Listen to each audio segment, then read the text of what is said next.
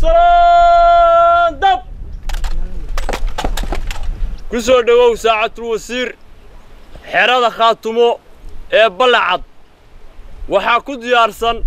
لو بقولي كوتن عسكري وعيدمدي دفاع خاتمه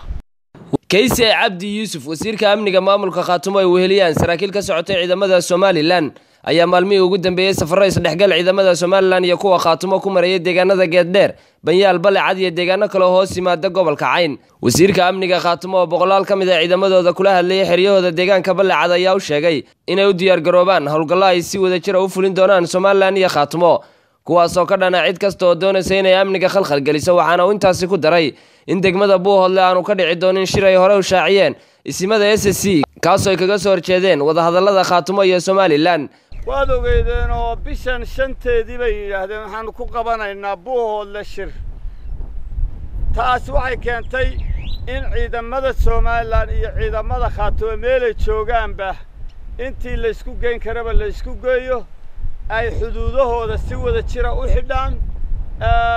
kantarooladooda xidhaan waa sarkaalkii hadda warbixinta iyo salaanta bixinayay sida uu sheegayo waa run in magaalooyinka Geeddheer iyo Dogoble iyo Banyaal iyo deewa iyo Balcad aynu joognaba oo inta ciidankani uu mas'uuliyadda aaga uu ka saaran yahay si wacan baa loo xidhay waxa la xidhayaa waxa weeye ciid nabadda ka dhan ah wada hadalka ka dhan ah shirar docka faruura wada in ay ku qabtaan oo ku joojiyaan goobaha ama baraha kantaroolada ee deegaanada ilaa iyo hadda intii aad ka qabateen iyo shaqooyinka aad ka qabateenna waa idinka mahadnaqaynaa Buuhoodle annaga degan war haddii dhulka la kala sheegto war bal haddii rag kale Buuhoodle illow shir baa lagu qabanaya war wallaahi waa rag raba reer Buuhoodle inay isku dhuftaan waa rag raba inay nabadgelyo darro dhex dhigaan waa rag raba inay Buuhoodle dabgeliyaan war Buuhoodle abaar bay ka soo baxday abaarta Soomaali ka soo baxday dagaal uma xamidaysa dagaal xamidaysa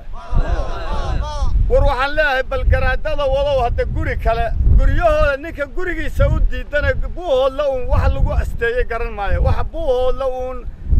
baa ka fushay xabad jooji baa ka fushay iskaashi baa ka fushay hadda halkan waxaa fadhiya ciidankii Somaliland oo uu hoggaaminayo kabtan Jaamac Aadan Ashkir oo bariyahanba xeradan idinla joogay idinla garaamaha waxay u yimaadeen in ay iskaashi buuxa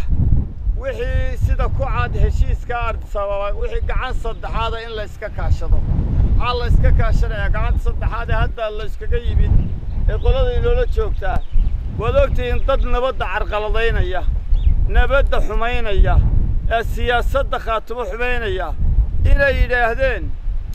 wada hadalkaana kuma jirno ama waanu burburinaynaa ama waanu carqaladaynaynaa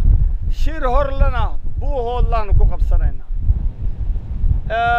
meelaha dabada ka riixaya arrintaas salaanka laga dhiganayo ay faalahaasi ka soo baxayana waa maamulka Puntland weeye Amir Saciid Bila Bulsha TV la sacano